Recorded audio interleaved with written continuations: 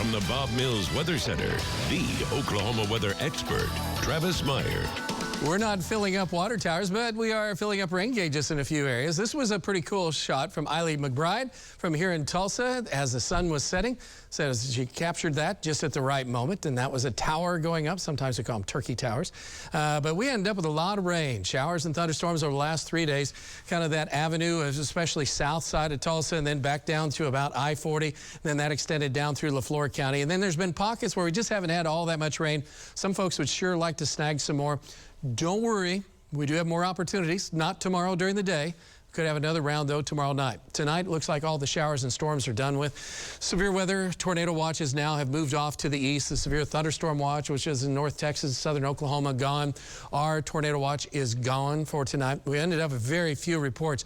Did have some nasty weather around Talala. I had the video. I was trying to get that show you, but again, around Talala, 50-mile-an-hour winds and some looked like golf ball size hail as that moved across. But the only real reports were coming in right around the areas of northwest Arkansas, far eastern Oklahoma, and some wind reports, southern portions of Missouri. If you're making some plans for the last run, a lot of schools are starting tomorrow, but some are not starting till next week. And last run at some of the lakes before we start into the school season, so to speak. Most of the area lakes are doing well. We'd still like to see if we can get some of those reds fixed before we get into the fall. Water temperatures continue to be running generally in the mid-80s, a little bit lower 80s to the north, mid-80s to upper 80s in a few other locations. So it's very warm water right now, and our temperatures are kind of cool. We're in the 70s to low 80s, so very pleasant weather going on right now. So all the showers and thunderstorms are moving on out of the picture, and that means tomorrow morning we have temperatures in the 60s, and we could be just in the upper 60s. So it's a good start because 73 is considered normal. It's still the hottest time of the year from late July into early August. Then by the end of August, we mentioned last night, start to see lows normally in the 60s and highs still around 90 or so. But right now, we get most of tomorrow with generally 80s. We might be in the heart of Tulsa about 92, but it'll be a light winds. The only negative tomorrow, ozone. So anything you can do to help out tomorrow would be greatly appreciated, like not filling your car with gas in the morning and probably having all the money in your wallet being taken out because you had to fill the car with gas, but that's another story. Anyway, during the course of the afternoon, also that's when it's really going on, so anything to help out not using gas until tomorrow evening would be great for lawnmowers and weed eaters and things like that. We do have a slight chance of isolated showers and thunderstorms tomorrow night. Looks like mainly south of Tulsa, you have a little bit better chance. It'll just barely be around Tulsa, but I-40 corridor, you have a little bit better chance midnight, 2 in the morning. Doesn't look severe at this point. Could be rumble, thunder, some pea-sized hail. Then we'll be in the upper 60s to low 70s on Friday morning, starting that warming trend. And then we'll see temperatures in the afternoon, mid to some upper 90s, getting 100 plus out to the west of us.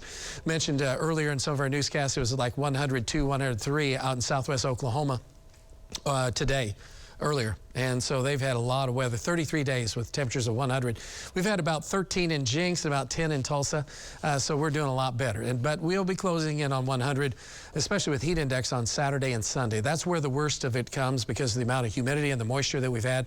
Otherwise, it's just kind of typical weather for this time of year. We have some breezes, and that'll help out. But the heat index is really what we're concerned with. This hasn't changed with our new data tonight, so we're still about 105, 110. We could have some excessive heat warnings in effect as we start to go toward the weekend. We have definitely the ozone alert in effect for tomorrow just because there's no air flowing across the area. So that's the biggest thing that we're dealing with. Temperature right now at 79, light northeast wind. Dew point's going down. We're in the mid-60s. We were in the 70s earlier. So that's going to help make it a little bit more comfortable, and that's why our temperatures will be able to drop into the 60s by morning. So it'll make it a good start. But that's the good start is kind of replaced with an ozone alert during the afternoon or during the whole day. So whatever, again, you can do to help out would be great, and save those maybe drives to pick up groceries or whatever until the evening hours. All right, so quiet here at midnight. All the storms are gone. So that is good news. Getting us going tomorrow morning. Nice. Temperatures in the 60s. Light winds, so not a major player. Then by the afternoon, 92. And of course, as I've been mentioning, it's toasty. And the biggest problem is there's no wind, be a lot of sunshine, and then our ozone alert is in effect. And then as we extend the forecast out, you can see temperatures start to rise back in the upper 90s. We do get a little break with a front coming through on Monday, and so that could help out. But the mornings, starting on Saturday morning, maybe as early as Friday morning, could have an isolated storm. But Saturday morning, Sunday morning, and Monday morning has chances of showers and thunderstorms.